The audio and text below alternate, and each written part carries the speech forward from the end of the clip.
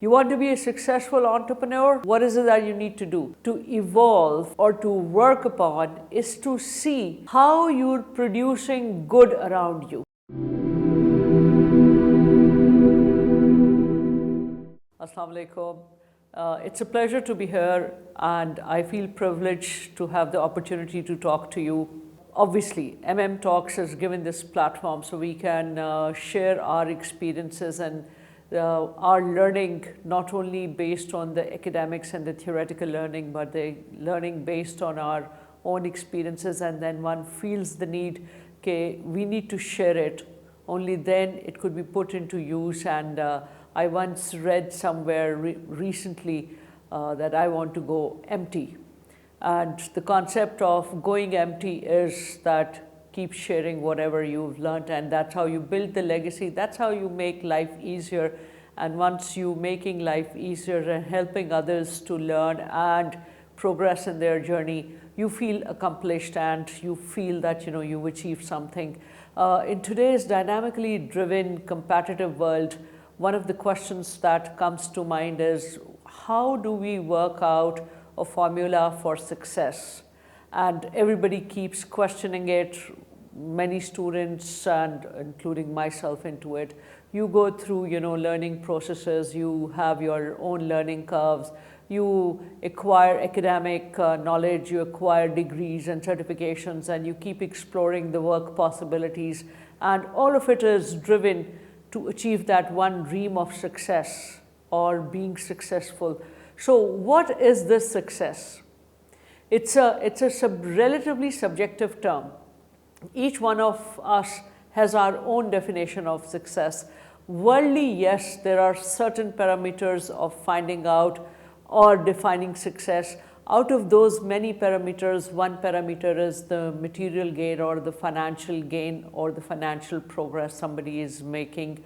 But that's just one parameter. Remember, that is not the only measuring rod for determining or evaluating your performance for being successful.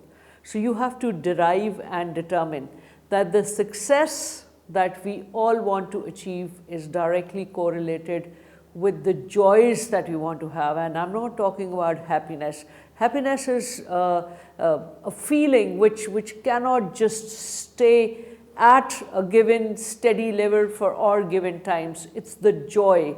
And the joy that one needs to find out is the joy associated with the achievements that we make in life.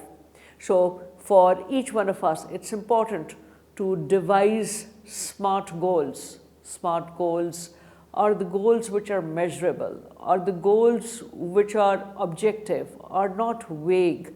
Now, my SMART goal could be that yes, I want to achieve the highest level in my class, I want to score the highest, I want to score good grades, and through those good grades I want to actually position myself in a certain way, in certain ranking, and through that ranking I feel that I am progressing ahead. So it's my own personal development. And remember, when you go to an educational institution, whether it's at the school level, whether it's at the college level or the university level, what you're doing is you are developing yourself. So why do we need to do that? Imagine if you are not developing yourself, you might not be able to use the technologies that's making everybody's life easy. If you're not evolving, what will happen? Things will not be achievable and attainable. You'll be left behind. And obviously, we do not want to be left behind. Yes, we need to face the challenges, and it is the challenges that we face, those evolve us into the person that you want to be. You want to be a successful entrepreneur? What is it that you need to do? If there's something that you've not done the first time and you've not done the first time right, there's the second time coming in. But the most important thing for you to evolve or to work upon is to see how you're producing good around you. And what is this good that you're producing? So the good that we have to produce is not just for us alone. Yes, I want to have a good environment, but does that mean that I want to have that good environment at the cost of others? No, not at all. You cannot do this, and it does not happen. Even if you foresee, even if you envisage that this can help or this can happen in a short run, eventually none of us can be satisfied if it is not happening in the environment. Why? Because we are part of the environment. We do not exist in isolation. The only example of existence in isolation is of Robinson Crusoe that I know for till now, and we don't even know whether it was a fantasy, whether it was fiction, whether it was reality. We all are part of a system.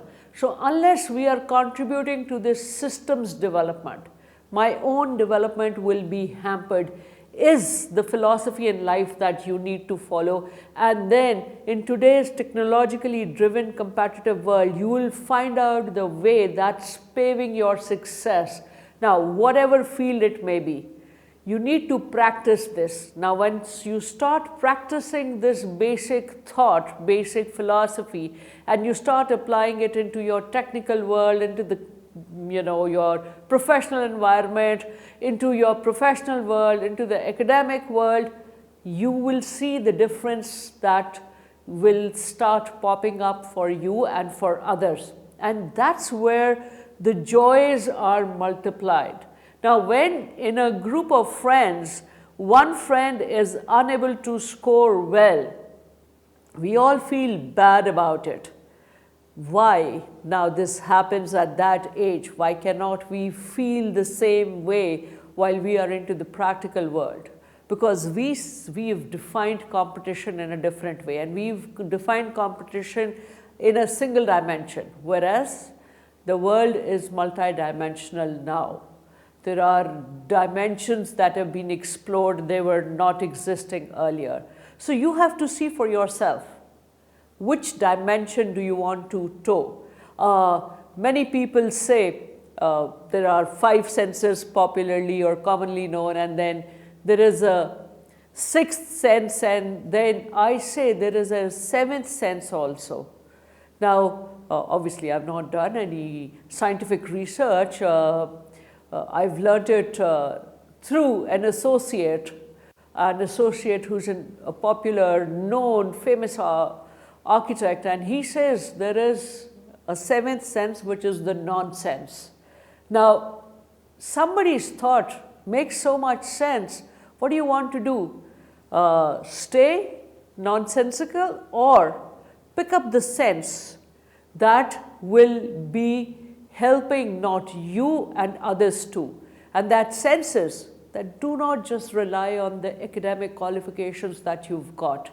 That senses that this is the time that you have to keep brushing up and evolving and learning new skills.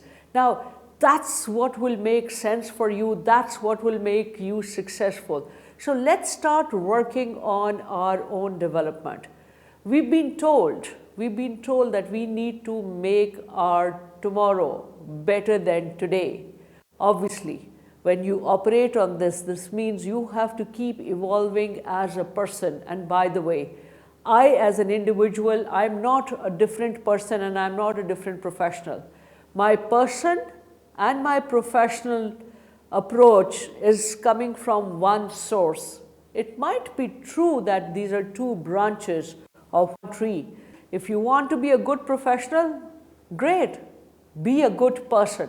Once you become a good person, you've done the basic ingredient of becoming a good professional, and you've put that basic ingredient in place. So let's become good persons so that we could be good professionals, and let's make this world a better place. Thank you.